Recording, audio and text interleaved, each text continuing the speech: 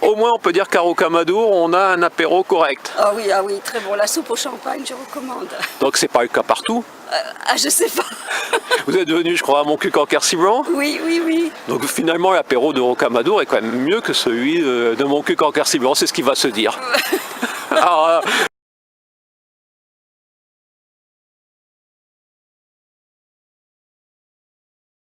Rocamadour, je suis avec Lydia Garret et on va vous parler. Donc, on est vraiment à Rocamadour, mais du côté hospitalier, du côté du salon du livre. Et je n'ai pas le droit d'utiliser ma caméra sur le salon. Donc, on va aller à l'ombre, Lydia. Bonjour. Oui, bonjour. On se met un petit peu à l'ombre, on cherche l'ombre. Oui, parce qu'aujourd'hui il fait chaud. Donc, on va se trouver quelques arbres. On n'aura plus derrière nous la vue magnifique. De Rocamadour. Ah si, on atteindra. Voilà. Sur le bord. Sur le bord, Oui. On avance encore un tout petit peu et on retrouve la route qui monte à Rocamadour. Ça fait un petit peu, il faut du temps pour que ça revienne bien. Donc on aura le décor et on a donc Linda Gaillet. Lydia. Et oui, je sais, je ne vais pas couper. Tout à l'heure, je l'ai bien prononcé, mais on est après l'apéro. Donc, Lydia, vous aussi l'apéro. L'apéro, ça a été bien. Donc, au moins, on peut dire qu'à Rocamadour, on a un apéro correct. Ah oui, très bon. La soupe au champagne, je recommande. Donc, c'est pas le cas partout. Je sais pas. Vous êtes venu, je crois, à Montcuq-en-Quercy-Blanc. Oui. Donc, finalement, l'apéro de Rocamadour est quand même mieux que celui de Montcuq-en-Quercy-Blanc. C'est ce qui va se dire. Alors, bon, vous voulez pas parler, on va parler du roman. Donc bonjour Lydia. Voilà, je l'ai bien dit cette fois. Oui, c'est bien. Donc, votre roman, c'est le combien là? C'est mon premier roman, mais c'est le deuxième livre. Deuxième livre. Oui. Donc vous avez commencé à écrire J'ai commencé à 17 ans? J'ai commencé à... Enfin, mon premier livre a été édité en 2010 et c'est un témoignage familial. C'est l'histoire de mon père qui a sauvé mes cousines d'un camp de concentration et aussi la spoliation de mon grand-père qui a fini par être assassiné à Auschwitz. Ça, c'était mon premier livre. Et puis, ça m'a donné envie de continuer. Et là, après, je me suis dit, j'aimerais bien faire une fiction parce que quand on fait un livre sur la famille, il faut faire attention aux uns, aux autres, aux susceptibilités, être bien dans... C'était historique, alors il fallait vraiment que je suive le contexte historique. Ah, vraiment, vous aussi, vous avez des difficultés après l'apéro, hein? Il n'y a pas que moi. C'est la soupe au champagne. Oui, donc c'est pour ça que c'était quand même très, très contraignant. Donc je me suis dit, j'ai envie de lâcher les amarres et d'écrire comme j'ai envie d'écrire. Et c'est ça qui m'a donné l'idée de faire un roman.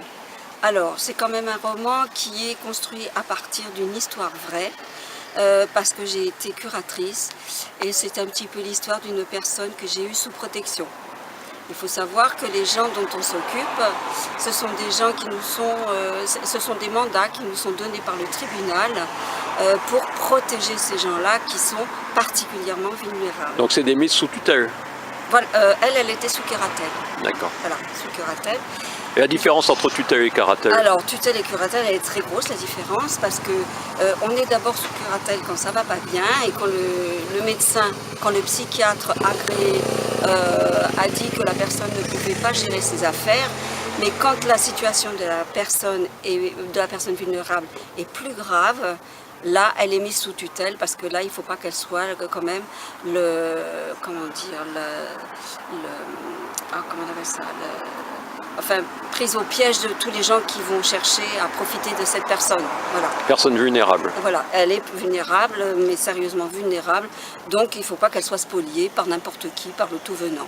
Donc en sursis, c'est l'histoire d'une personne voilà. qui est ainsi dans la vie, sur un fil tendu au-dessus du vide. Voilà, alors en sursis, c'est l'histoire d'une amitié en fait entre deux personnes qui se sont rencontrées à l'adolescence, qui ont aimé le même homme, et qui se perdent, vous savez, dans les colonies de vacances, hein, ça va, ça vient, enfin, bon, je ne vais pas rentrer dans les détails. Si, vous pouvez rentrer dans les détails. Allez-y, rentrez dans les détails. C'est-à-dire Dans le bouquin, vous rentrez dans les détails ou pas? Non, mais c'est pas très intéressant, c'est pas l'objet du bouquin. Donc l'objet du bouquin, et on va venir à l'objet du bouquin. Voilà, c'est pour ça que je passe. Et donc elles se perdent de vue pendant un certain temps et elles se retrouvent à la quarantaine.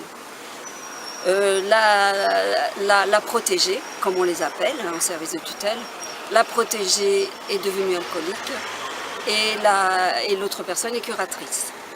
Et envers et contre tout, le dossier échu à la personne qui est curatrice et qui se pose vraiment la question de savoir si elle va pouvoir le prendre ou pas parce qu'il y a trop d'antécédents affectifs entre toutes les deux. Donc là, c'est vous. Comment? Là, c'est vous. Là, c'est moi.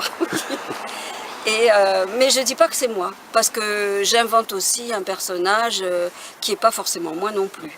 Elle, c'est pareil. C'est vous idéalisé. Voilà, bon, si on peut dire ça comme ça. Oui. Mais disons que ce personnage me permet de poser toutes les questions que j'ai envie de faire connaître au lecteur. C'est vrai que mon objectif est double dans ce livre, c'est faire connaître un service des tutelles, et aussi écrire de telle manière à être accessible aux gens qui ne lisent pas. Donc apparemment, d'après les retours que j'ai eus, le premier objectif a été atteint dans la mesure où j'ai eu beaucoup de retours qui m'ont dit « Ah, je ne connaissais pas, c'était très intéressant, etc. » Et d'autres retours, j'ai eu 2 autres retours, un de 40 ans, un de 70 ans, qui m'a dit, moi je ne lis jamais, c'est mon premier livre, et je n'ai pu le lâcher que quand il était terminé. Donc pour moi c'est une victoire. Vous lui avez dit d'en acheter un autre? Non, il faut d'abord que j'écrive. Il peut acheter d'autres auteurs. Ah bon? Non? Vous pensez que ce sera votre lecteur exclusif? Il y a des livres qui m'ont plu, mais je ne sais pas s'ils sont toujours accessibles aussi à des gens qui doivent être amenés à la lecture. Il ne faut pas non plus bousculer les gens. Enfin, c'est mon principe. Et votre premier livre a quand même dû bousculer beaucoup de monde. Alors, Déjà dans votre famille. Voilà. Vous l'aviez donné à lire à tout le monde avant? Eh ben, je l'ai donné à lire à personne. J'ai mis tout le monde au courant. Et c'est vrai que là, il y a eu vraiment... bon, les gens en ont acheté pour leurs enfants, leurs petits-enfants. Enfin, ils étaient tous vraiment contents que j'ai d'abord eu l'occasion de réhabiliter mon père, avec qui j'avais eu vraiment beaucoup de conflits. Et donc, c'était important que je puisse le réhabiliter par rapport à ma relation. Donc, on s'aperçoit que parmi les auteurs, à Rocamadour, ça y est, c'est la deuxième à avoir une enfance difficile, avec des relations conflictuelles. Ouais, et qui en parle. Qui n'en a pas. Voilà. Qui n'en a pas. Donc c'est vrai que moi je ne comprenais pas beaucoup de réactions de mon père. Et en écrivant ce livre, d'abord j'ai fait tout un travail évidemment, autrement j'aurais pas pu écrire ce livre. Et finalement je me suis rendu compte que mon père au début de la guerre avait 20 ans, qu'à la fin de la guerre il avait 25 ans et que pendant tout ce temps, enfin 45, et même pas 20 ans, 24 ans, et que pendant tout ce temps-là, il avait eu la famille à charge. Je ne sais pas si vous vous rendez compte de ce que ça peut représenter, à 20 ans, 24 ans, avoir toute la famille à charge. C'est-à-dire, la femme, l'enfant, il a eu ma soeur en 42. Mais aussi sa mère, dont le mari était à Auschwitz, et dont on ne savait rien, qui a été poursuivi par la justice, qui l'a condamné. Mon grand-père avait peur en plus, à cause de ça, de perdre sa nationalité française. Donc il y avait beaucoup d'enjeux quand même très importants pour eux.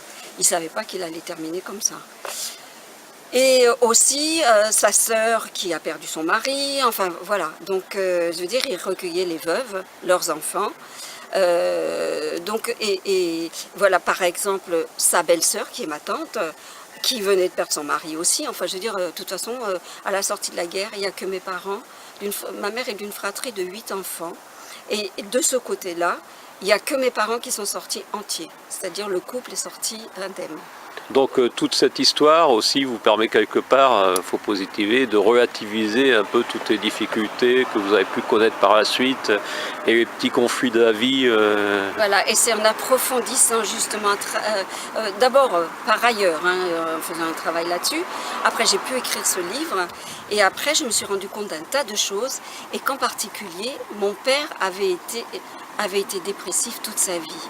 C'est-à-dire qu'il avait sauvé ma cousine d'un camp de concentration et il voulait sauver son père aussi. Mais son père a toujours refusé que mon père vienne le chercher. Alors je pense que mon père ne devait pas avoir tort, parce qu'après avoir lu un tas de livres sur le camp où il était au départ, je ne dis pas après à Drancy, etc. Non, mais au départ, je pense que mon père aurait peut-être pu faire quelque chose. Mais mon grand-père a toujours refusé.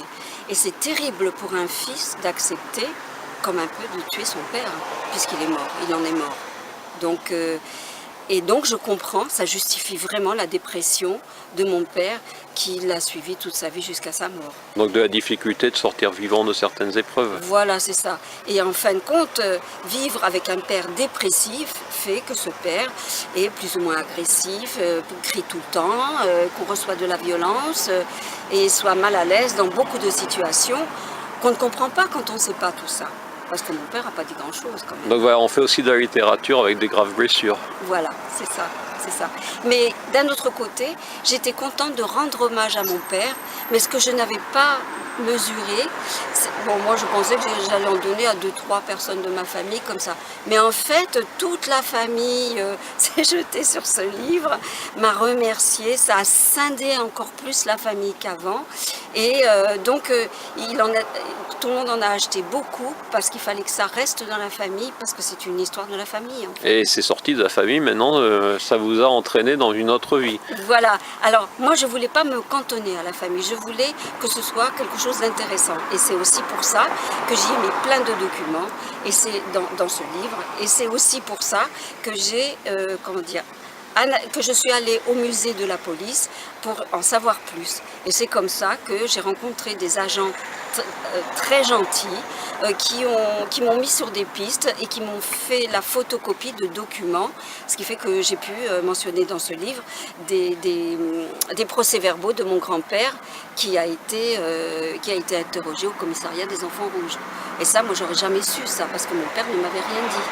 Voilà, donc, et alors ce que j'ai fait pour que ce soit agréable à lire et que ça sorte de ma famille, que ça atteigne plus que ma famille, j'ai illustré mon témoignage familial avec d'autres témoignages recueillis par les historiens. C'est comme ça que le livre est truffé de documents, entre autres toutes les fiches de convoi des gens que je cite dans le livre. Donc on voit dans quelles conditions ils ont été embarqués à Auschwitz. C'est pas rien. Donc maintenant que vous avez fait quelque part un travail de mémoire, vous êtes devenue une des auteurs du département, parce que vous êtes autoise. On est dans un département, on est dans le Lot, mais vous êtes aussi autoise. Donc vous fréquentez la majorité des salons du département et d'autres départements ou... Alors c'est ça. J'ai donc écrit un livre, alors là qui est un témoignage qui part d'une histoire vraie par rapport au travail de curatrice que j'ai effectué. Ce qui me permet aussi de parler de l'Autois aux Lotois. Et ce qui me permet aussi d'intéresser des gens qui sont très intéressés par ce qui se passe dans le Lot. Parce que pour faire connaître vos livres, donc c'est les salons du livre ou d'autres manifestations? Alors il y a des salons du livre, il y a eu des professeurs d'histoire qui m'ont aussi sollicité pour faire des interventions aux classes de 3e par rapport à mon premier livre et d'autre part des médiathèques qui me font parler. J'ai fait des conférences sur les droits de la femme à travers parce que bon, mon deuxième roman parle des violences faites aux femmes. Enfin, c'est un roman qui est traversé par les violences faites aux femmes. Évidemment, il est question d'une alcoolique qui rencontre d'autres alcooliques et la violence est forcément présente dans ce livre. Mais je n'ai pas voulu traiter cette question en disant « Ah, les agresseurs, c'est des vilains et les victimes, c'est que des gens bien ». Non, pour moi, il y a une énigme et à vous de la trouver si vous lisez le livre. Donc pour faire connaître, donc vous avez ces salons du livre, les endroits qui parlent de culture, mais les grands médias, vous avez essayé de toucher les grands médias? J'aimerais bien. Donc c'est la difficulté de la majorité des auteurs, Voilà, c'est comment ça. passer à un niveau, je dirais presque supérieur, de faire comment faire connaître un salon au plus grand nombre. Voilà. Enfin, comment faire connaître un livre au plus grand nombre. D'autant plus que y a plein de gens qui m'ont dit « Ah, mais ton roman, il ferait vraiment l'objet d'un film. » Mais moi, j'ai pas le réseau. Ça y est, vous Je voyez, connais personne. je sais plus comment il s'appelle. Arrow, c'est ça, non? Comment? Arrow, enfin je sais plus le nom de Ah l'auteur. oui. Oui, Alors, oui, on a oui, une vedette avec dans le département, c'est pour ça. le Lotois. Oui, voilà, qui, donc vous seriez la Lotoise pendant... Bah, j'aimerais bien. Vous aimeriez bien. J'aimerais bien, mais je connais pas le... Mais à part ça, le prochain roman, ce sera quoi? Ben, finalement... Vous allez encore tourner autour de votre vie? Non. Non. Enfin, pas de ma vie à moi, parce que ça n'intéresse personne. Oh, vous tournez quand même autour, là. Non, mais c'est vrai que j'avais envie d'écrire la vie de cette femme qui était alcoolique, dans la mesure où elle a été prise en charge par les services sociaux à l'âge de 7 ans. On peut se demander ce qu'est devenu cet enfant. Donc je suis en train de, pour l'instant, très modestement, de rassembler un tas d'informations. Je me documente un tas d'informations sur l'époque de cet enfant, et je traite plutôt l'époque de 1997. Donc 1994, 97, Les années Chirac. la société de consommation aussi, avec les jeunes pour qui la mode a beaucoup d'importance, on consomme beaucoup, enfin voilà. Donc on prévoit de vous revoir les prochaines années dans les salons du livre. C'est devenu maintenant, vous êtes Oui, mais il faut parmi les piliers de ces salons. Ça vous va comme terme? Et il faut bien qu'il y ait des auteurs qu'on voit dans plusieurs salons et que les gens s'habituent à ces rendez-vous annuels du nord au sud du département. Le problème des auteurs qui écrivent, c'est aussi qu'on met au moins 3 ans pour construire un livre et qu'il soit édité. 3 ou 4 ans même, hein. Le construire pendant 3 ans et après tout un temps pour qu'il soit édité. Donc voilà, j'espère, ce serait bien, ce serait ce qui pourrait m'arriver de mieux. Maintenant, est-ce que j'y arriverai? Je ne sais pas. Voilà, c'est une interrogation de vie finalement, donc Moncluc TV à la rencontre des auteurs de notre département. Merci Lydia, et cette fois, vous voyez, c'est bien Lydia. Oui, c'est bien Lydia. Merci, au revoir. Au revoir. Jacques Núñez Teodoro. Eh ben voilà, on l'aura comme ça dans la machine. Donc les moutons noirs, c'était le début de l'aventure. C'est d'aller jusqu'à ses limites afin de rien regretter pour vivre le plus intensément possible. La vie est tellement courte, on n'a qu'une. Le temps est notre bien le plus précieux. Ah oui, ah oui. Donc vous êtes un peu stoïcien, maintenant vous êtes devenu un peu stoïcien. Oui, exactement. Et vous, donc, vous vous contentez d'être la plume ou vous influez sur les idées du monsieur? J'ai un peu influé.